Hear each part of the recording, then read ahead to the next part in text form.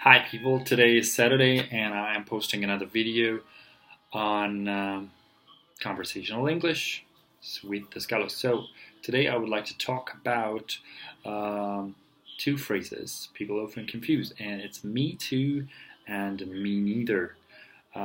Most of the people who speak English confuse this phrase. But before starting that, I would like to introduce the new member here. That's my cat.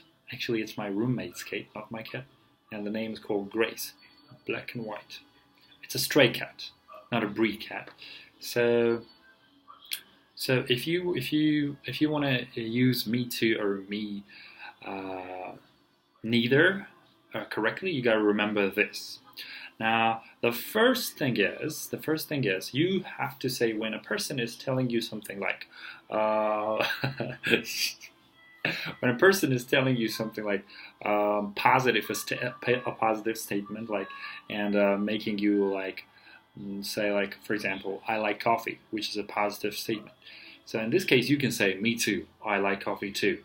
But if a person is saying a negative statement, like for example, he says or she says like, I don't really like cats. You cannot say me too. You have to say me neither. I don't like cats. I'm a dog person, so I prefer dogs more.